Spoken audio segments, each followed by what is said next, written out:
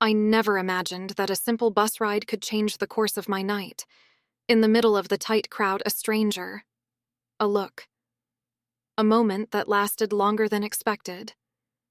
The desire, the connection, the surrender to the moment. Everything seemed perfect. But then, a small detail changed everything, as you'll find out later in the story. Now I wonder, how far can this go? If you like engaging stories full of mystery, like and subscribe now. You won't want to miss the end of this story. It was the only bus available at that time. Crowded, cramped, but I had no choice. It was already late, and I just wanted to get home. The problem? My body has always required a little more space. I have generous curves. I'm a woman of presence, and that means I don't always fit so easily on a bench or in an elevator. For a long time, this bothered me, but I learned to see the other side. It was also charming, a detail that made people look at me. Over time, I have learned to value this silent power that I carry within me. My name is Larissa, and if there is one thing I have learned in life, it is that attracting attention can be both a gift and a responsibility. I have never been the type to seek commitment. I have always preferred the freedom to meet new people and feel new energies. The world has so much to offer. Why limit my experiences? My bus ride to work was not long, about 15 minutes, but it was enough time to notice the looks and even hear attempts at conversation. I never ignored anyone. I have always believed that a little kindness can change someone's day. If more women adopted this idea, perhaps their days would be lighter. But that night, everything was different. I stayed at the office until late. My boss asked me to help him with some documents, and when I finally left, I found myself alone at the bus stop. The streets were silent, lit by the yellow streetlights and the windows of stores that were already closing their doors. When the bus arrived, I was expecting the worst. Overcrowded. I got in with difficulty, squeezing myself all the way to the back, hoping that, by some miracle, someone would make room for me.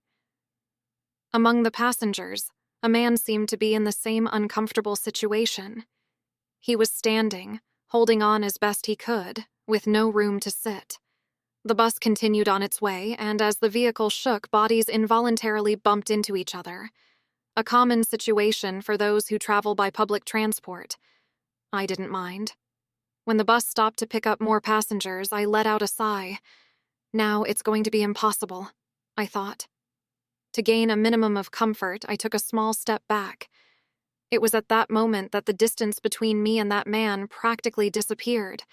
The movement of the bus made our bodies touch more frequently. Each curve in the road pushed us towards each other, as if fate were playing with our proximity. The air was heavy.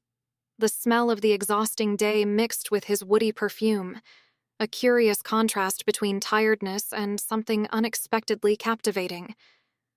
Around me, no one seemed to notice anything. A young woman in front of me was mesmerized by the city lights on the other side of the window. Other passengers were immersed in their own bubbles, headphones on, cell phone screens, distant thoughts. And there we were, two strangers, in the middle of a crowded bus, stuck in a tight space. But somehow it didn't seem that uncomfortable. As the journey progressed, something curious happened. My exhaustion from the day began to dissipate. The rocking of the bus, which had previously seemed like just another inconvenience of the routine, now created an almost hypnotic rhythm. And the constant contact with that unknown man brought a kind of unexpected comfort, as if, for a moment, the tiredness and stress dissolved in the tight space between us. With each sudden break, he moved a little closer. It wasn't something forced, but it didn't seem accidental either. Since there was no room to retreat, I simply accepted the situation, feeling the warmth of his presence so close to mine. The curious thing is that there was no embarrassment. No words were exchanged, no direct glances, and yet a connection flowed between us, natural and silent, as if we had known each other for a long time.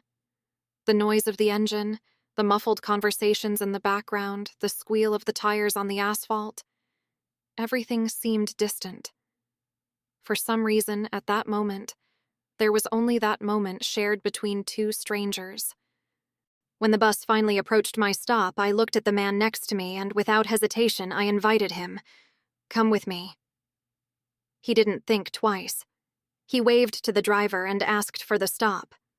We got off together, and the cool night air was like a silent invitation to continue our connection beyond the four walls of that cramped bus. We walked side by side, unhurriedly, enjoying the complicity that had formed between us. The weight of the day no longer existed, and each step seemed natural, as if we were resuming a conversation that had been interrupted for a long time. Little by little, he got closer.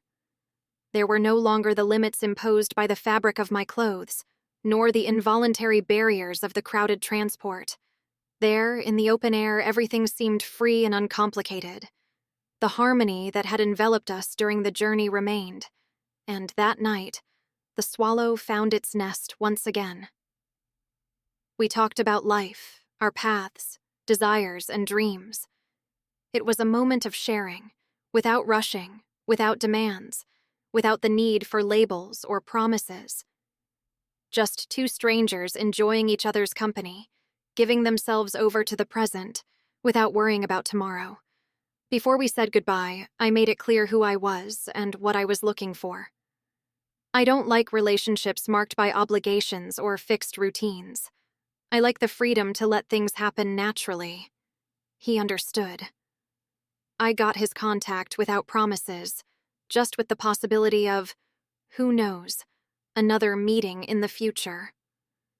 When I got home, it was late, but something inside me felt light, calm. The tiredness of the day had transformed into a pleasant feeling, like a secret shared only between the two of us.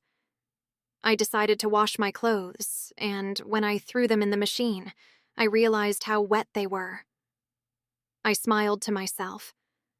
The night had been unexpected, but without a doubt very pleasant. The following days passed without any major changes. My work, my routine, my small daily pleasures.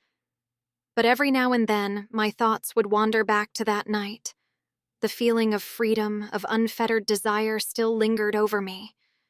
And at random moments, I would catch myself remembering his touch, the way our bodies would come together in the cramped space of the bus, the way he would look at me without rushing, as if he already knew everything before it even happened, until a message arrived. "Thinking about you? Shall we do it again?" I smiled, lying on the couch, my hair still damp from the shower. I didn't answer right away. I let him wait, let him feel the taste of doubt. But deep down, I already knew that I wanted to see him again.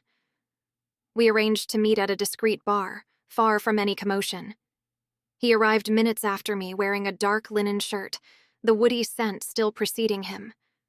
When he approached, I noticed the same intense look, that silent way of someone who is in no hurry but knows exactly what they want. The conversation was light, but full of tension. There was something in the way he spoke, as if he were keeping secrets between his words. His hands found mine on the table, his fingers sliding gently as if testing my memory of the night before. The touch sent a familiar shiver down my spine. "You're an enigma," he said, a smile on his lips. "I like to keep things interesting," I replied, squeezing his hand lightly. We didn't stay long at the bar. The desire to prolong the night, to repeat what we had felt before, was evident in the looks in our eyes, in the restrained gestures, and, in a few minutes, we were already leaving, walking side by side through the quiet streets. This time, there was no hesitation. The atmosphere between us intensified, and the moment happened naturally, as if fate had already planned that meeting. Whispers filled the empty spaces, and everything seemed to happen at the right time, without rushing, without demands. But something was different. Amidst conversations and glances, my attention was drawn to a detail that shouldn't have been there. On the nightstand, among his belongings, there was a small object, simple, discreet, but impossible to ignore. A ring. My heart raced. For an instant, everything around us seemed to freeze. The memory of our conversations flashed through my mind. He had never mentioned anyone. Not a word about a wife, commitment, family. But here was the proof. I pulled away slightly, trying to process. He noticed my change, his eyes fixed on mine, as if trying to decipher what was happening. "Is there a problem?" he asked, his voice still hoarse from the moment we shared. I took a deep breath, controlling my expression. I still didn't know how to respond. Only one thing was certain. That night had just changed, and I had no idea how far this game would go. "What now? What would you do in my place?" After all, did I just follow the moment, or was I about to get involved in something that could get out of my control? Was he really married, or was there an explanation for that ring? Comment below. Do you think I should move on, or has this gone too far? I want to know your opinion. I hope you enjoyed this brief report. Kisses from the Queen, and until next time.